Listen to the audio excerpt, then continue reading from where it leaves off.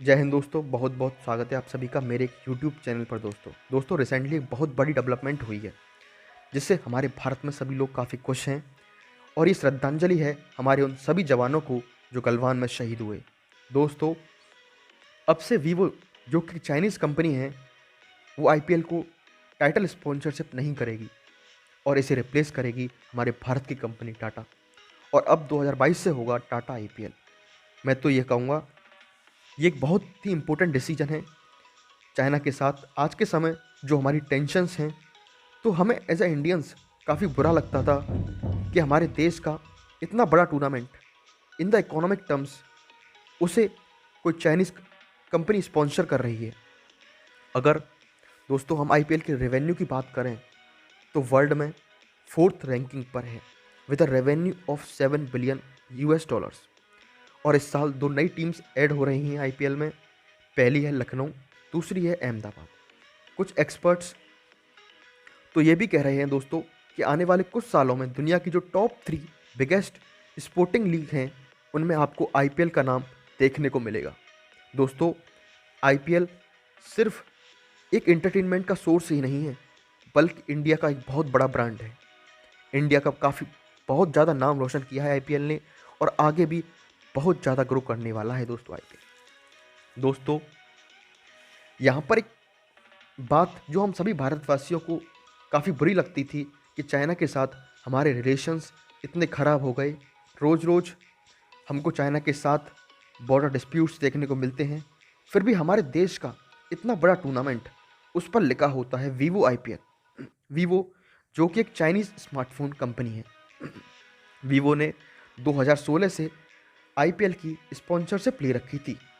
दोस्तों, जैसा कि आप स्क्रीन पर देख सकते हैं, सबसे पहला 2008 से 2012 तक जिस कंपनी ने आईपीएल की टाइटल स्पॉन्सरशिप ले रखी थी, वो थी दोस्तों डीएलएफ, जिसने बीसीसीआई को 40 करोड़ पर ईयर देने की बात कही थी फिर उसके बाद पेप्सी ने 2013 से 2015 तक 80 करोड़ देने की बात कही पर ईयर।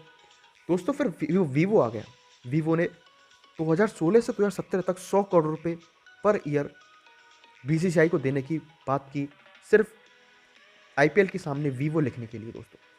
दोस्तों, फिर वीवो ने 2018 से 2019 तक 440 करोड़ पर ईयर आईपीएल को देने की बात कही। इसी से दोस्तों हम अंदाज़ा लगा सकते हैं कि चाइनीज़ कंपनियां हमारे देश से कितना पैसा कमाती हैं। दोस्तों, वैसे आपको पता होगा कि इंडिया और चाइना के बीच कॉन्फ्लिक्ट काफ़ी हद तक बढ़ गई और इंडिया चाइना रिलेशंस बहुत ज़्यादा ख़राब हो गए थे।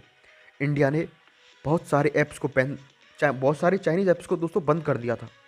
टिकटॉक को भी बंद कर दिया था। टिकटॉक को बैन करना, it was a major decision. दोस्तों, उस टाइम पर बीसीसीआई ने ये डिसाइड किया 2020 में कि लोग पसंद नहीं करेंगे कि वीवो आईपीएल लिखा हो, स्पेशली जब कॉन्फ्लिक्ट चल रही है गलवान वैली में बिटवीन इंडिया एंड चाइना। तो डिसाइड ये किया बीसीसीआई ने कि 2020 में एक नया टाइटल स्पॉन्सरशिप लेकर आएंगे। और ये कंपनी भी ड्रीम 11, जो कि एक भारतीय कंपनी है, ने यहाँ पर, जैसा कि आप स्क्रीन पर देख सकते हैं, 222 करोड़ रुपए पर ईयर देने की बात कही। और ड्रीम 11 ने एक साल के लिए रिप्लेस किया वीवो को। वीवो के पास लॉन्ग टर्म कॉन्ट्रैक्ट था 2023 तक का, लेकिन उसे यहाँ एक साल तक के लिए बीसीसीआई ने कर दिया था सस्पेंड। फिर वीवो 2021 में वापस आ गया एज अ टाइटल स्पॉन्सरशिप। ये देखकर लोगों को काफ़ी बुरा लगा और बीसीसीआई ने फाइनली वीवो के साथ बातचीत कर ली है और डिसाइड ये हो गया है कि टाटा ग्रुप अब वीवो को रिप्लेस करेगा as a title sponsor of IPL. इसका सिंपली एक रीज़न है, कोविड की वजह से आईपीएल की ब्रांड वैल्यू काफ़ी नहीं, थोड़ी सी कम हुई है।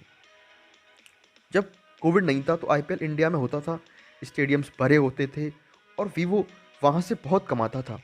बिकॉज ऑफ कोविड, कुछ इकोनॉमिक रीजंस की वजह से वीवो ने आईपीएल से हटने का फैसला लिया है।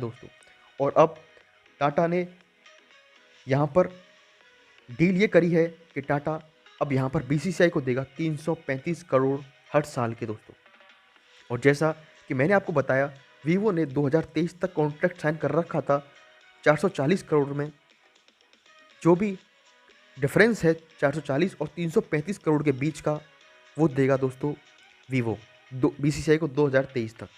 और यह बहुत एक गर्व की बात है भारत आईपीएल और बीसीसीआई के लिए कि हमारे देश के इतने बड़े रतन रतन भाई टाटा हमारे इतने देश की इतनी बड़ी ब्रांड आईपीएल को स्पॉन्सर करेंगे दोस्तों। इसी के साथ जय हिंद, जय भारत।